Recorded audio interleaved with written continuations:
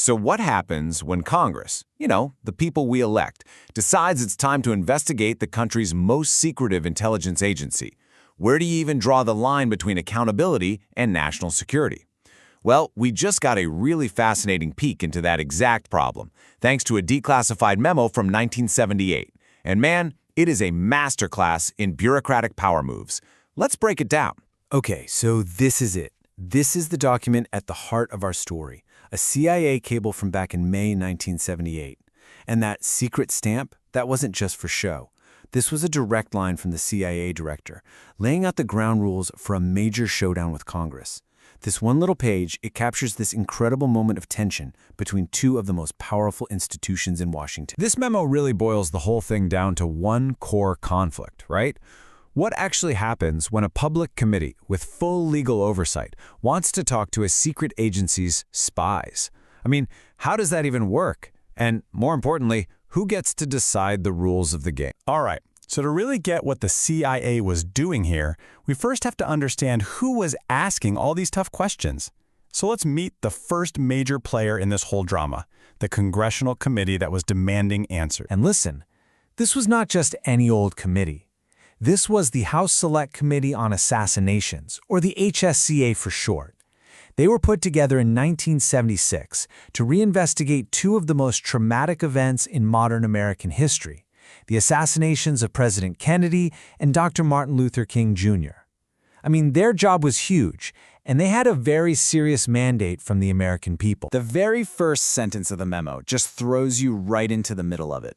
The committee wasn't just thinking about an investigation. Nope, it was already happening. They were actively interviewing CIA people, both retired and current.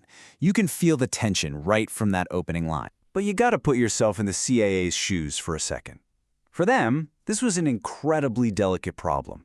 How do you cooperate with a totally legitimate congressional investigation without, burning your most valuable sources, compromising your methods, and maybe even getting your people killed? And right here, in their own words, the CIA tells you exactly what its biggest fear is.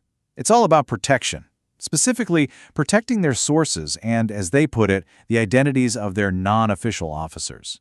And that term is really key. So what in the world is a non-official officer? Well, the term is NOC, for non-official cover officer, and understanding what these people do is everything here. These are the CIA's deepest, most covert spies.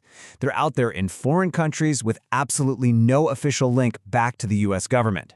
That means no diplomatic passport, no embassy to run to for help, and zero diplomatic immunity if they're caught. Exposing a NOC isn't just a security risk, it could be a death sentence. So, faced with this high-stakes problem, the CIA did something pretty remarkable. They didn't just refuse to cooperate. No, instead, they built a firewall. They drafted this really strict set of rules of engagement that laid out exactly how Congress could, and more importantly, could not, talk to its people. And this table, which we've pulled right from the language in the memo, it makes the CIA's strategy perfectly clear. You can see they set up this kind of tiered system of access. Former employees? Sure, they're fair game. Their own deep cover officers? The NOCs? Okay, you can talk to them, but there are some big conditions. But when it came to agents, it was a hard, absolute no. And this is where you really see that hierarchy of secrecy in action.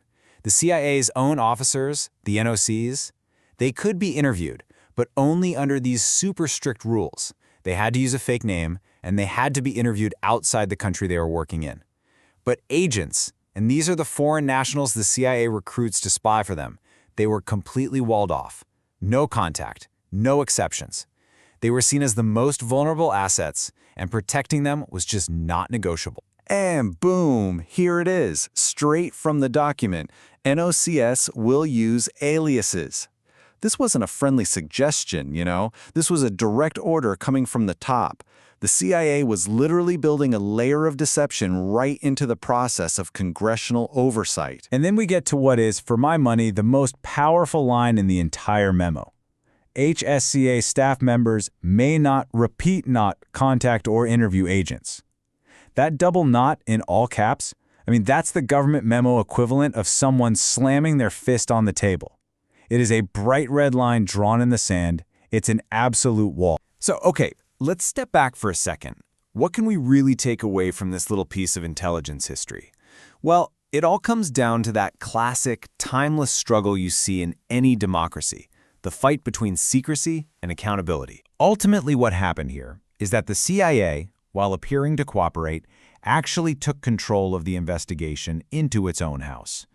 By building this firewall, they dictated the terms of their own oversight. They basically told a powerful arm of Congress exactly how, where, and if it will be allowed to do its job. And that leaves us with this big, thorny question that's just as relevant today as it was in 1978. When the needs of national security slam up against the demands for democratic oversight, who gets to draw the line? This memo gives us the CIA's answer from that specific moment in time, but that fundamental debate? It's nowhere near over. It really forces us to ask, in the end, who gets the final say?